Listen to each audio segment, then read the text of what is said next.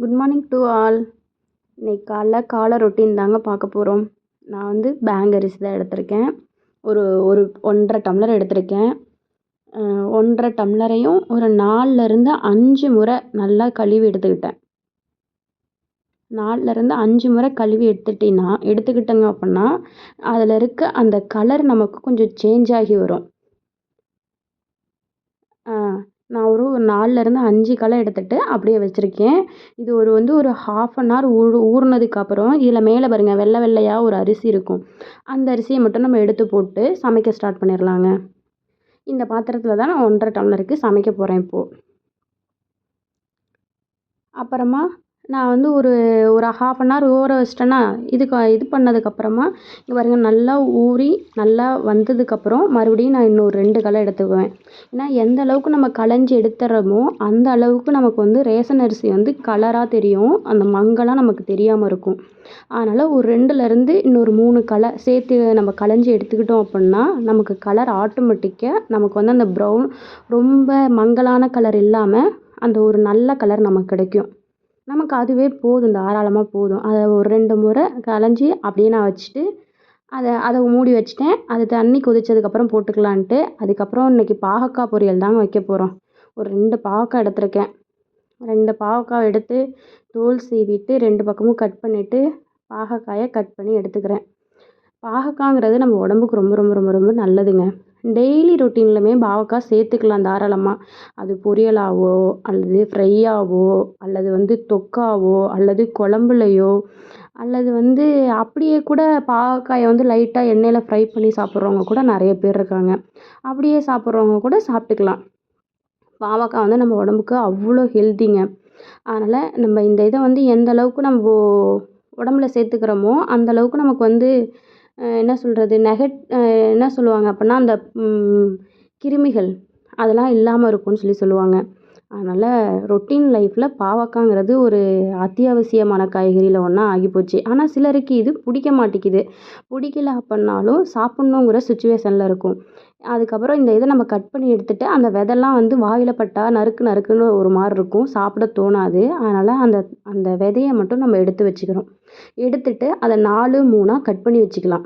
4 3ஆக cut பண்ணி இதை இப்படியே வேக வச்சோம் அப்படின்னா காய் ரொம்ப நேரம் வேகும். அந்த பொரியல் நமக்கு வந்து டேஸ்ட்டு கொடுக்காது.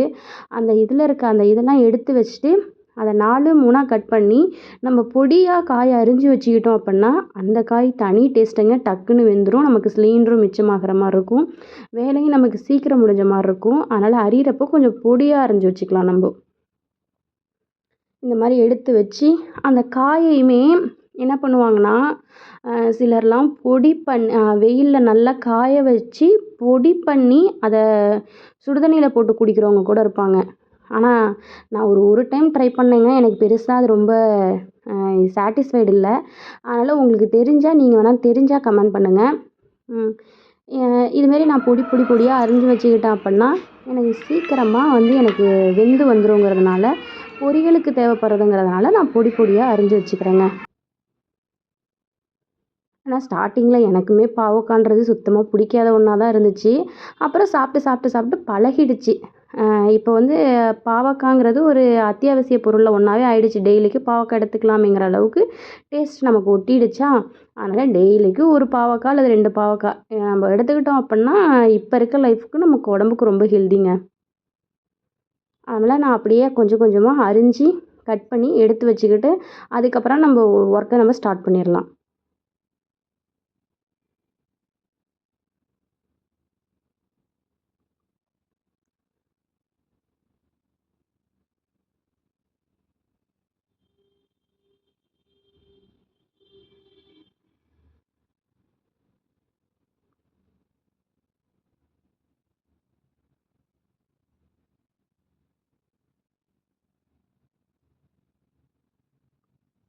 வேறு என்னென்னலாம் பாகக்காயில் செய்யலாம் அப்படின்ட்டு உங்களுக்கு தெரிஞ்சால் நீங்களும் சொல்லுங்கள். நானும் ட்ரை பண்ணி பார்க்குறேன். எனக்கு தெரிஞ்சதை நான் டெய்லி ரொட்டீனில் போடுறேன்.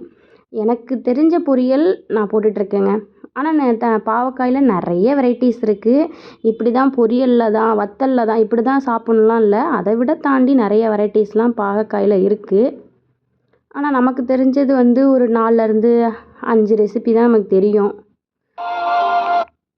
பெருசாக ரெசிபீஸ் நமக்கு தெரியாது.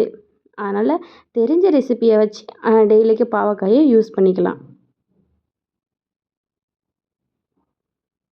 எல்லாத்தையும் எடுத்து வச்சுட்டு எப்பயுமே பாவக்காயை அரியறதுக்கு முன்னாடியே, எந்த பாவக்கான்னு இல்லைங்க, எந்த காயுமே அரியறதுக்கு முன்னாடியே நல்லா கழுவி எடுத்துக்கிட்டு அரிஞ்சு எடுத்துக்கணும். அதில் இருக்க சத்துனால அரிஞ்சதுக்கு அப்புறமா அதை நம்ம என்றைக்கும் கழுவக்கூடாது. அப்படி கழுவுனோம் அப்படின்னா அதில் இருக்க சத்து எல்லாமே போயிடும். அதனால் நான் 2 பாவக்காயுமே இந்த மாதிரி குட்டி குட்டியாக அரிஞ்சு பொடி பண்ணி நான் எடுத்துக்கிறேன்.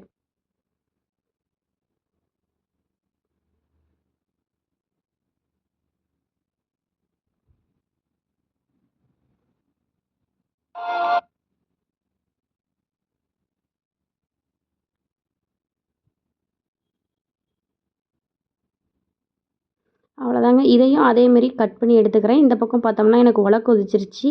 நான் என்னோடய ரேஷன் அரிசியில் தான் ஒலை கொதிச்சது என்னால் காட்ட முடியல. நான் அரிசி போட்டுட்டேன் அவசரமாக.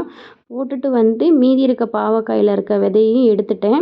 மீதி இருக்க பாவக்காயில் இருக்க விதையும் எடுத்துட்டு அதேமாரி எல்லாத்தையும் நான் கட் பண்ணி எடுத்து வச்சுக்கிட்டேன். அதுக்கப்புறம் எனக்கு தேவையான வெங்காயம், அரிஞ்சிட்டு வச்சுருந்த வெங்காயம் மீதி இருந்ததுங்க ஆல்ரெடி நைட்டு சமைச்சதில். அதில் இருக்க ஒரு 3/4 வெங்காயம் இருந்தது. அந்த வெங்காயத்தை அரிஞ்சிக்கிட்டு அதுக்கப்புறம் புதுசாக ஒரு வெங்காயத்தை அரிஞ்சு வச்சுக்கிட்டேன் நான். ஒரு 1 1/4 வெங்காயம், அவ்வளோதான், பெருசாக இல்லை. அதுக்கப்புறம் ஒரு அரை தக்காளி மீதி இருந்தது. அந்த அரை தக்காளியை அரிஞ்சு வச்சுக்கிட்டேன்.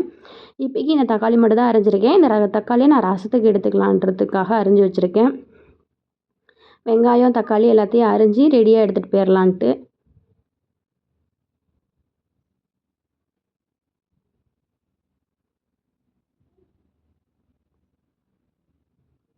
இது இன்னொன்று சொல்லியே ஆகணுங்க. முன்னாடிலாம் வந்து அந்த அருவாமனையில் உட்காந்து அரியிறது ரொம்ப கஷ்டமாக இருக்கும். இப்போ கத்தியில் அரியிறது ரொம்ப சிம்பிளாக இருக்குது. இது நான் இப்போ எடுத்துக்கிறது வந்து பார்த்தோம்னா ரசத்துக்கு தான் தண்ணி எடுத்துக்கிறேன். ரசம் வச்சிடலாம் அப்படின்னு சொல்லிட்டு கொஞ்சோண்டு புளி ஊற வச்சிடலான்ட்டு கொஞ்சமாக 2 வீட்டில் வந்து 2 பேர் தான் இருக்கோம். அதனால் 2 பேர்த்துக்கு சும்மா ஒரு குட்டி சைஸுக்கு புளி எடுத்துட்டு ஒரு 3 வரமிளகா, 3லேருந்து 4 வரமிளகா போட்டு இதில் ஊற வச்சுட்டு அந்த அரிஞ்சு வச்ச அரை தக்காளி இதில் நான் சேர்த்துக்கிறேன்.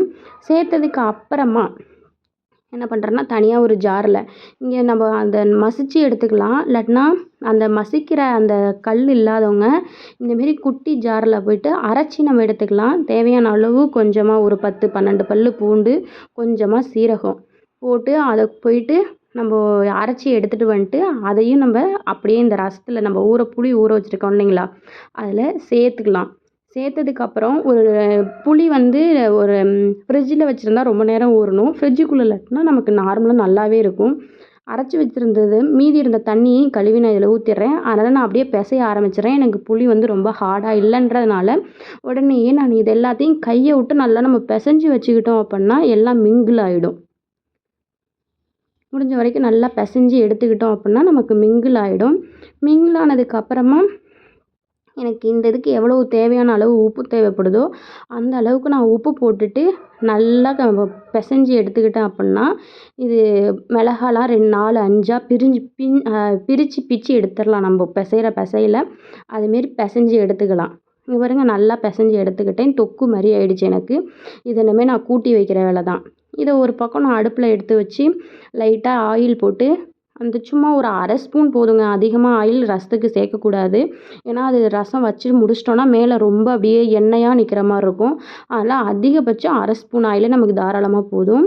எவ்வளோ ரசம் வச்சாலும் அரை ஸ்பூன், ரொம்ப நிறைய பேர் 10 20 பேத்துக்கு வச்சா தான் 2 ஸ்பூன் அந்த மாதிரி ஊற்றணும். நமக்கு அரை ஸ்பூன் தாராளமாக போகும். கொஞ்சமாக கடுகு போட்டு எண்ணெயும் கடுகையும் நல்லா பொரிய விட்டதுக்கு அப்புறமா பொரிஞ்சு வந்துருச்சு அப்படின்னா இது 2ம் பொரிஞ்சு வந்ததுக்கு அப்புறம் நம்ம அங்கே கை போட்டு நல்லா பிசைஞ்சு வச்சுருப்போம் இல்லைங்களா, நம்மளுடைய அந்த உப்பு, மிளகா, தக்காளி, சீரகம், பூண்டு இது எல்லாத்தையும் போட்டு பிசைஞ்சு வச்சுருக்கோம் இல்லைங்களா, அந்த இதை தூக்கி இந்த இதில் அப்படியே தூக்கி ஊற்றுற வேலை தான்.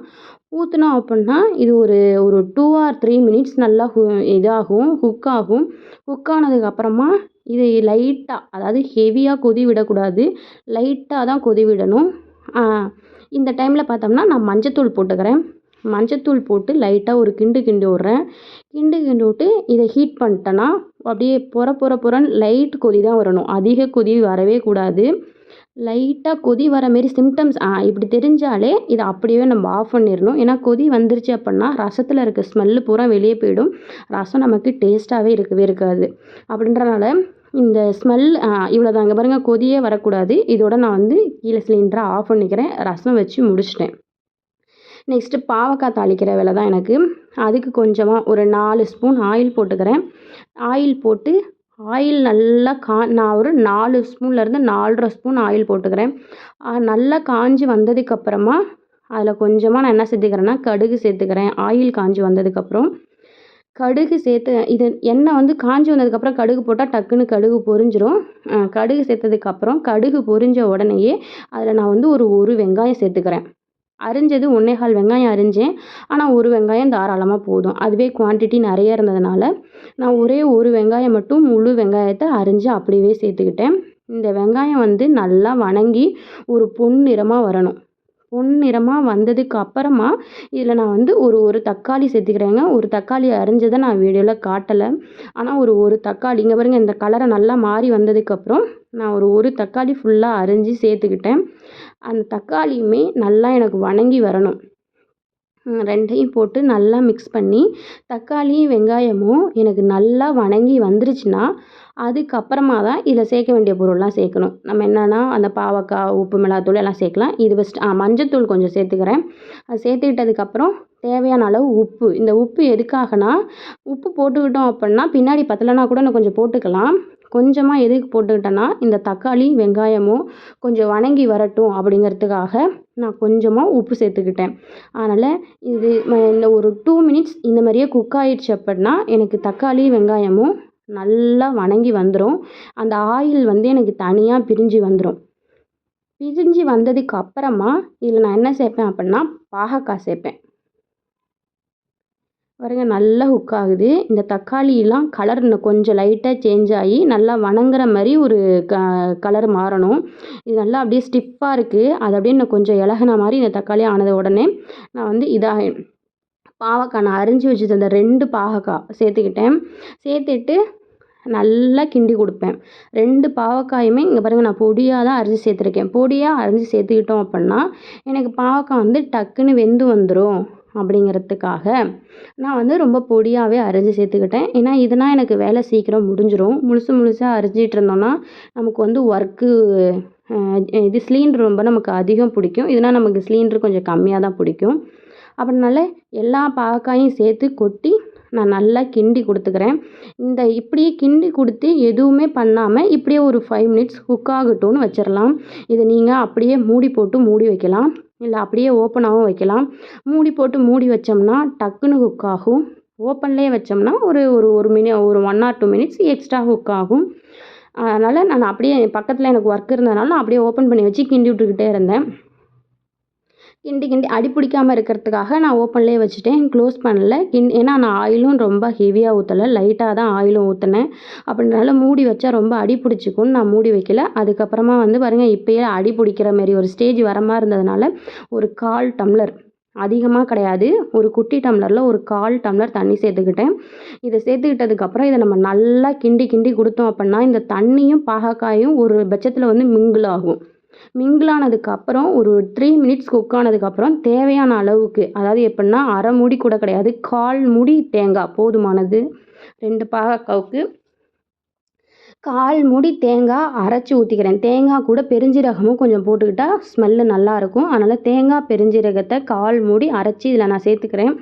இதை ஒரு 5 மினிட்ஸ்க்குலேருந்து 8 மினிட்ஸ் வரைக்கும் குக் பண்ண விடுறேன். ஏன் அப்படின்னா அப்போ தான் தேங்காயும் பாகக்காவும் எனக்கு மிங்கிள் ஆகி டிஃப்ரெண்ட் கலர் கிடைக்கும். அப்படி இருக்கும்போது நான் இன்னும் இதுக்கு என்ன சேர்க்கலைன்னா மிளகாத்தூள் மட்டும் சேர்க்கலை. அதனால் அந்த மிளகாத்தூளை மட்டும் ஒரு 2 ஸ்பூன், அதிகம் கிடையாது, 2 பாகக்காய் தான் சேர்த்துருக்கேன் அப்படிங்கிறனால நான் ஒரு 2 ஸ்பூன் தான் மிளகாய் சேர்த்துக்கிறேன். அதனால் 2 ஸ்பூன் மிளகாய் தாராளமாக போதுமானது. வேறு எதுவும் நமக்கு தேவை கிடையாது. இந்த இதை சேர்த்துட்டு நல்லா கிண்டி கொடுக்குறேன். கிண்டி கொடுத்துட்டு இதோடைய பச்சை வாசம் போகிறதுக்காகவும் தேங்காய் வந்து கலர் மாறுறதுக்காகவும் ஒரு 5 மினிட்ஸ்லேருந்து 8 மினிட்ஸ் வந்து இதை நல்லா குக் பண்ண விடுறேன். இது நல்லா குக் ஆகி வந்துருச்சுன்னா இந்த தண்ணி எல்லாம் எனக்கு அப்படியே ட்ரை ஆகிடும். ட்ரை ஆகிடுச்சு அப்படின்னா நமக்கு வந்து அந்த தேங்காயோட கலர் வந்து நமக்கு மாறி வந்துடும். இங்கே பாருங்கள், அந்த தேங்காயும் மிளகாத்தூளும் மிங்கிளான உடனே எனக்கு கலர் மாறி இந்த கலரில் வந்துருச்சு. இன்னொரு 2லேருந்து ஒரு 3 மினிட்ஸ் நம்ம குக் பண்ண விட்டோம் அப்படின்னா இன்னும் கொஞ்சம் கலர் சேஞ்ச் ஆகி இந்த தண்ணியெல்லாம் இழுத்து நமக்கு அப்படியே ஃப்ரை மாதிரி ஆகிடும். இந்த இது வெந்துட்டு இருக்கும்போதே இந்த பக்கம் வந்து ரசம் வந்து இருந்தது இல்லைங்களா, அதை தூக்கி சரி சும்மா தானே இருக்கும்னு சொல்லிட்டு அதை ஊற்றி வச்சுட்டு அந்த பாத்திரத்தை போயிட்டு வாஷ் பண்ணிட்டு வந்துட்டோம் அப்படின்னா நேற்றுக்கு வச்சுருந்த மாவு கொஞ்சம் இருந்துச்சு, அதில் வடை போட்டுடலான்ட்டு. இந்த பக்கம் பாருங்கள் தண்ணி மின்னிருந்ததுக்கு ரொம்ப ட்ரை ஆகி கொஞ்சம் குறைஞ்சிருச்சு. இப்போ பார்த்தோம்னா இன்னும் கொஞ்சம் இழுத்துருச்சு அப்படின்னா இன்னும் கொஞ்சம் இதை கம்மியாகிடும்.